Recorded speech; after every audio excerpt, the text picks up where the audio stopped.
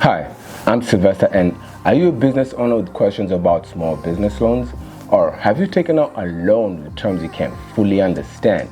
Well, you're not alone, because in this forum, we're going to take a look at real questions from business owners just like yourself, break down the best responses, and of course, give our own take so you can have a better understanding on small business loans and master the art of using debt to grow your business.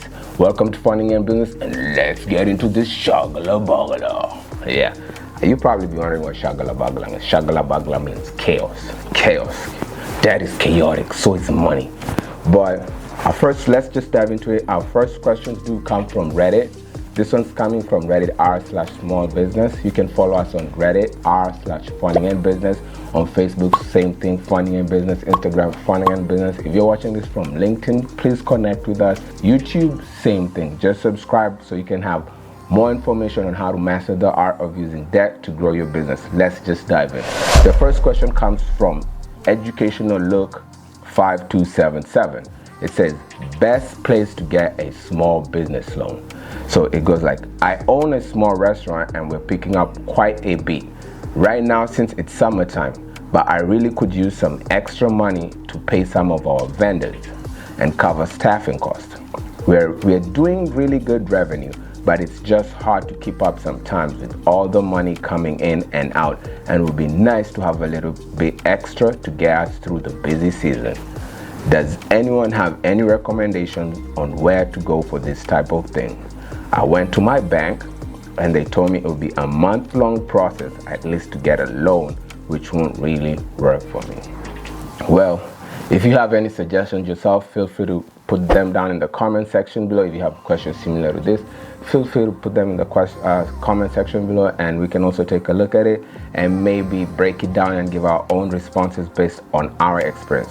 I'll go to the first answer, which we actually found was better, because the rest of them were actually just sales of cash advance, like they're trying to shove cash advances down every small business owner's throat, and sometimes I really don't like it. Cash advances, as much as they're good, they're not for every single situation. They're more to just bridge gaps between cash flows. There's so many other ways to go about it.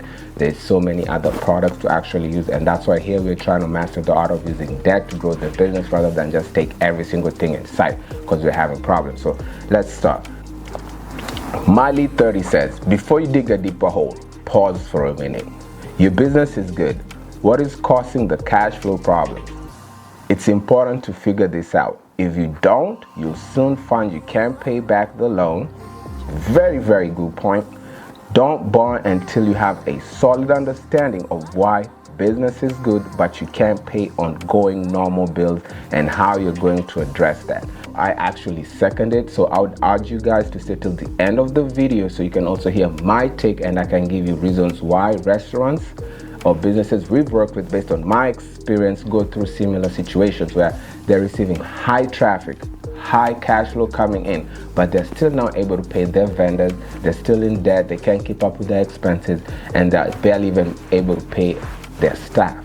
So just stay till the end and I'll explain why. So the second response comes from Bob Roman. He says, if you need extra money to pay vendors and staff during the busy season, you're not doing really good revenue. Case in point. Bigger question is, what's going to happen during a slow season? If you need extra money, you get a better result by selling more. I agree with the first part, but the last part with the selling more is kind of vague, because you can still be selling more, but your cost of operation is just as high. So sales doesn't really result into a profit unless you're looking at your overhead costs and cost of operations. You need to keep that very low so that your revenues and cash flows, if they're high, you're turning in a profit, or you're at least breaking even. You can be making so much sales, a lot of sales more than the next guy, but if your cost of operation is just as high, then it's pointless. It's really pointless. So let's go back to the question, and I'll give you my own take as to why businesses or restaurants actually receive high traffic but are not able to keep up with their bills. And based on the experience we've had with some of the restaurants we work with here at Funding and Business, the number one reason that they actually receive high traffic but are not able to keep up with their bills is poor inventory control. And I'll give you an example of Red Lobster. Oof, I love red lobster. I love red lobster. I don't know if you guys remember they used to have bottomless shrimp where you can eat and eat till your heart desires and it's full. But if you look at it, the new CEO who came and scrapped it off. Why? Because shrimp by itself is high cost. And on top of that, you're bringing in a lot of high traffic, meaning now your employees are strained. Some of them are having to do overtime, but this is for a product that is not bringing in any money because you're not really selling the shrimp. You're giving them away for free. And whatever they're buying on the side that you thought was going to cover that cost is not that much. They're probably buying one lobster, a couple of fries. I'll be honest, I was guilty of that. I used to just go there, buy one pack of fries, but I'm sitting there just having bottomless shrimp. And that's not really good for the business, and the staff are being overstrained, and now you're having a situation where you're not really making money, but you're receiving a lot of high traffic, and you assume you're doing good, but in real sense, you're actually struggling when you sit down and actually run the books. And the other reason that I can see the poor inventory control can be where we have businesses, they're just buying inventory for 2-3 months ahead. To be honest, if you're not doing this to cover yourself just in case there's going to be a fluctuation in price or there's going to be a shortage, or sometimes you're just doing this because it takes time for you to get the inventory, then there's no need to buy so much inventory. Because here's what's happening. The inventory for the next 2 months is capital just sitting down there. That's money you're holding. And that money could have been used to pay your staff. And this money that you owe the vendors, you not be owing them in the first place now. Because why? You did not buy the inventory 2 months ahead. You have your inventory right now, use it. Once you're done, buy more inventory. And that's why I said, like in situations like restaurants, some of them just have poor inventory control. The other reason that restaurants or businesses might be going through this, where they're receiving high traffic but not able to cover their expenses like staffing, is like inefficient staffing model. I can't tell you how many times I've walked into restaurants and I see people just sitting there. They're on their phone, And why? It's slow, but you're maintaining staff that are not really working, and there's not really that much demand for your product or food at that time. At times, just the employee, because look at big companies. The first thing big companies do when they run low on money is not going to borrow more money. They'll actually cut off staff. You've seen this. I'm very sure you've seen them in the media, big company laying off 1,000 employees, 1,500 employees, 300 employees. Why? Because at the end of the day, if your staff is not an ROI, bring back a return on investment based on the demand of your product at that time, then it's pointless having them just to make people happy. And last but not least, why you can be going through this is poor vendor relationships. I know sometimes the vendors you had have been through thick and thin with you, the good times, the bad times. Some of them even actually introduced you to the game or industry you're in. But if they're not giving you favorable terms, favorable conditions, then you might as well look for other vendors that can work with you in case that you're looking in a situation where I'm not able to pay you, but hey, can I still get credit? Hey, can you lower the price? Can you be more efficient with me?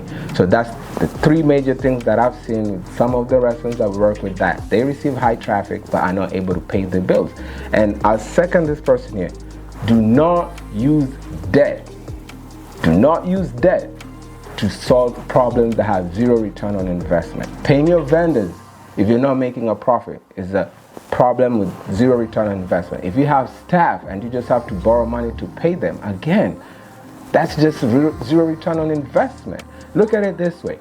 You already owe your vendors and employees, let's say 100,000, and you're not even bringing in enough sales to pay them. If you borrow money, you know what you just did? You just transferred the debt.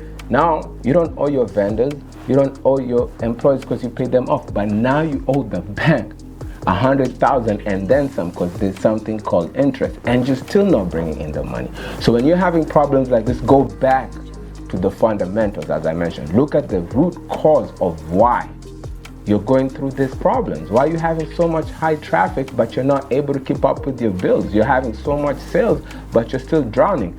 Debt will never change the outcome if you're going through problems that have a zero return on investment. If you put debt, it's just giving yourself strain, making your business unstable.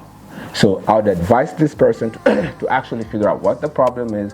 Once they can figure out and balance their books where their expenses is less than what they're bringing in. If they're bringing in more than their expenses, then they can come in and ask for money, borrow money to actually take an opportunity to grow. Debt is supposed to only be used when you have an opportunity to grow and expand your business, not to solve any problems. It can be an SBA loan, cash advance, invoice factoring. At the end of the day, if you're going through problems, debt will not solve it, will not change the outcome.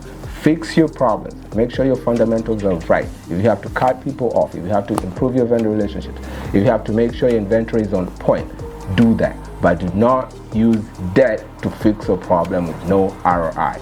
And with that said, if you found this information helpful, subscribe. If you have any questions, put them in the comment section below, and I'll see you in the next one. Peace and money be with you.